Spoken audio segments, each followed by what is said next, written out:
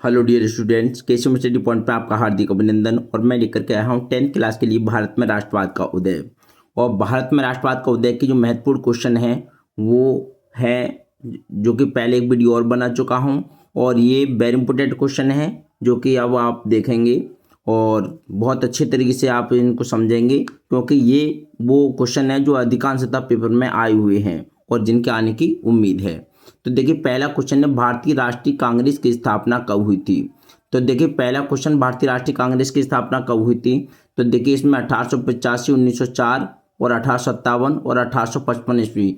तो आपको मालूम है ये 1885 ईस्वी में भारतीय राष्ट्रीय कांग्रेस की स्थापना हुई थी ए ओ हुआम के द्वारा। ठीक है।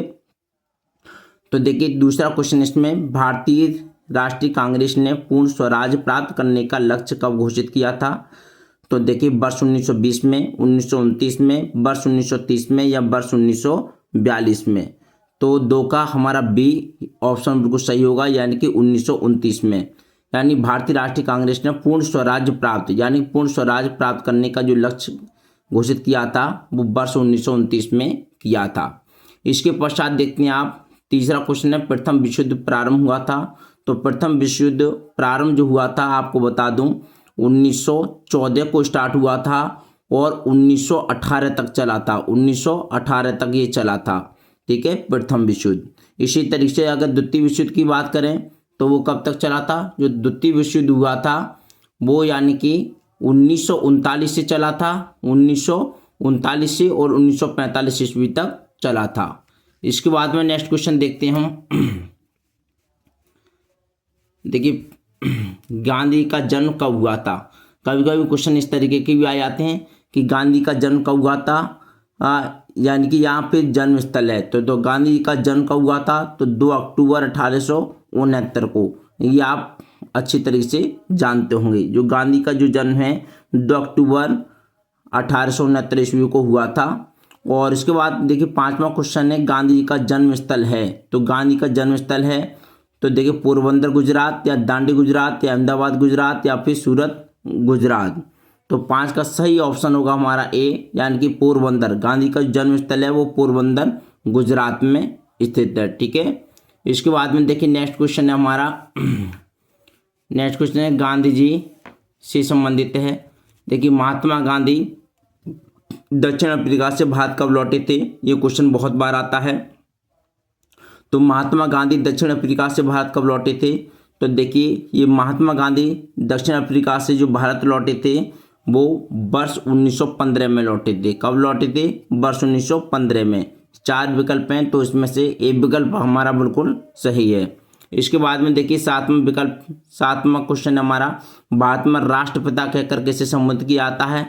ये सभी लोग जानते हैं कि राष्ट्रपिता जो कहा जाता है वो महात्मा गांधी को कहा जाता है। उसके बाद में देखिए क्वेश्चन नंबर हमारा 8 है। क्वेश्चन नंबर 8 है हमारा, अक्टूबर को निम्नलिखित में से किसका जन्म हुआ। तो आप खूब अच्छी तरह जानते हैं महात्मा गांधी का और लाल बहादुर शास्त्री का, दोनों का जो मनाया जाता है, यानी कि ऑप्शन हमारा सी बिल्कुल सही होगा। 2 अक्टूबर को महात्मा गांधी और लाल बहादुर शास्त्री का जन्मदिन मनाया जाता है। ठीक है।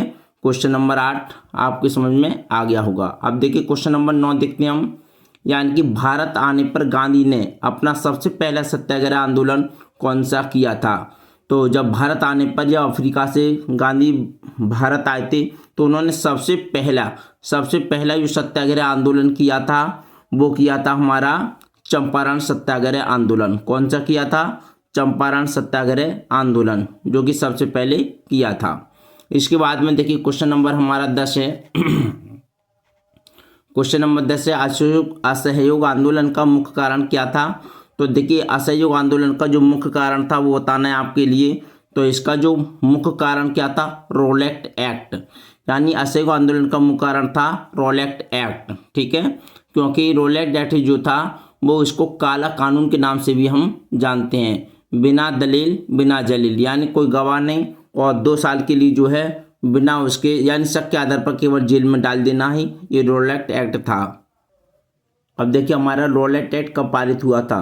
तो जो रोलेट एक्ट पारित हुआ था आपको अच्छे से मालूम है कि 1919 ईस्वी में रोलेट एक्ट पारित हुआ था, यानी कि काला कानून। उसके बाद है जलियांवाला बाग स्थल स्थित है प्रयागराज में, मेरठ में, अमृतसर में। तो आप जानते हैं जलियांवाला जो कांड है वो अमृतसर में हुआ था। ठीक है, किस में हुआ था? अमृतसर में हुआ था। इसके बाद हमारा नेक्स्ट क्वेश्चन है यानी कि जलियांवाला जो बाग है, जलियांवाला बाग हत्याकांड किस वर्ष में हुआ था? तो जलियांवाला कांड जो है वर्ष 1919 में हुआ था। 13 अप्रैल 1919 को जलियांवाला कांड हुआ था। इसके बाद में देखिए 14वां क्वेश्चन है जलियांवाला बाग कांड में गोलियां किसने चलवाई? तो जलियांवाला बाग कांड में जो गोलियां चलाने वाला था वो था हमारा कौन? General Dyer. कौन था? General Dyer. ये क्वेश्चन 2023 में भी आया था। फिर इसके बाद में हिंद स्वराज पुस्तक, यानी कि हिंद स्वराज पुस्तक के लेखक हैं सरदार पटेल, बाल गंगाधर तिलक, महात्मा गांधी या फिर सुभाष चंद्र बोस। तो आपको सही जवाब देना है, यानी कि हिंद स्वराज जो पुस्तक लिखी थी वो महात्मा गांधी ने लिखी थी। किसने लिखी थी? महात्मा गांधी ने। इसके बाद में देखिए 16वां क्वेश्चन देखते हैं हम। 16वां क्वेश्चन है हमारा असहयोग आंदोलन का मुख्य कारण क्या था? असहयोग आंदोलन का नेतृत्व किसने किया था? या उससे पहले देखिए 16वां क्वेश्चन है हमारा असहयोग आंदोलन का मुख्य कारण क्या था? तो असहयोग आंदोलन का मुख्य कारण बताना है। 4 ऑप्शन है रॉलेट एक्ट, प्रथम विश्व युद्ध, खिलाफत आंदोलन, चौरी चौरा की घटना। तो इसका जो सही जवाब होगा हमारा रॉलेट एक्ट, पीछे भी अभी आया था। इसके बाद में असहयोग आंदोलन का नेतृत्व किसने किया? तो असहयोग आंदोलन का नेतृत्व जो है किसने किया था? यानी कि महात्मा गांधी ने। तो 17 का हमारा हो जाएगा डी ऑप्शन बिल्कुल सही हो जाएगा। उसके बाद में देखिए 18वां क्वेश्चन है हमारा। 18वां क्वेश्चन देखते हैं हम।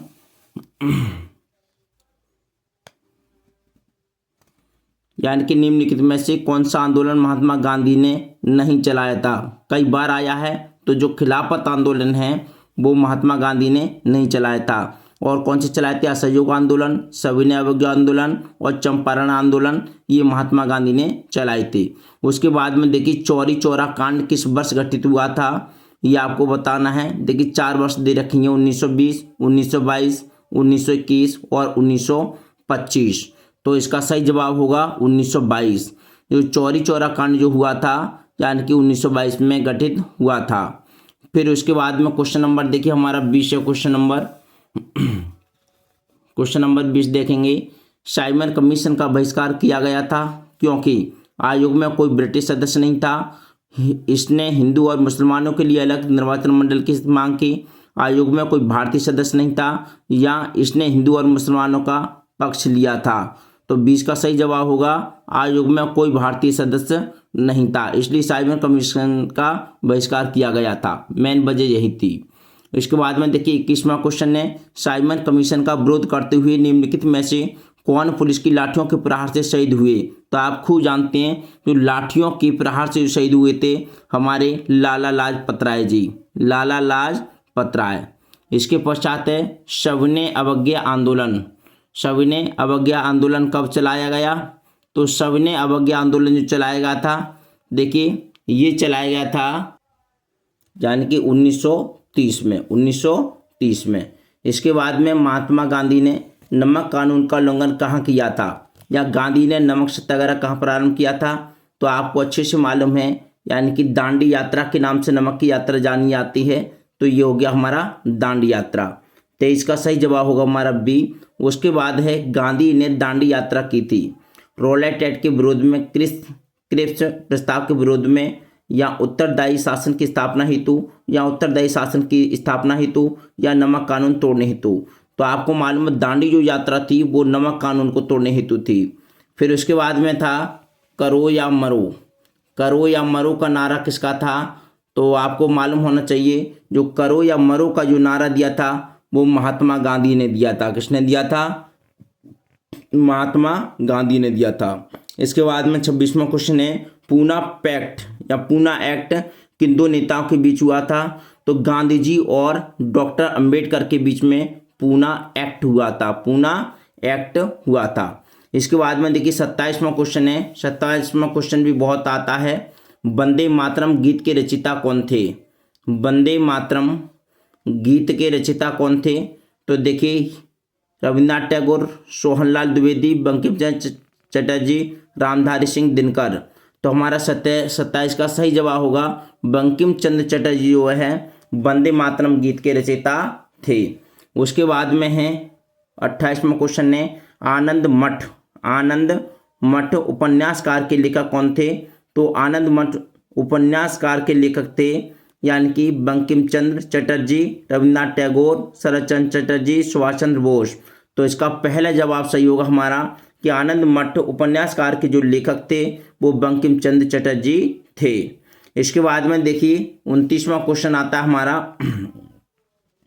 29वां क्वेश्चन है कि स्वराज मेरा जन्मसिद्ध अधिकार है। क्या है? स्वराज मेरा जन्मसिद्ध अधिकार है और मैं इसे लेकर रहूँगा। देखिए वेरी इंपॉर्टेंट है, स्वराज मेरा जन्मसिद्ध अधिकार है और मैं इसे लेकर रहूँगा। तो देखिए इसमें गोपाल कृष्ण गोखले, बाल गंगाधर तिलक, जवाहरलाल नेहरू और महात्मा गांधी। तो इसका सही जवाब होगा हमारा बाल गंगाधर तिलक जो है इन्होंने कहा था कि स्वराज मेरा जन्मसिद्ध अधिकार है और मैं इसे लेकर रहूँगा, बाल गंगाधर तिलक। इसके बाद में देखिए पेरियार रामास्वामी नायकर कौन थे? तो देखिए वैज्ञानिक, शिक्षाविद, समाज सुधारक या फिर लेखक।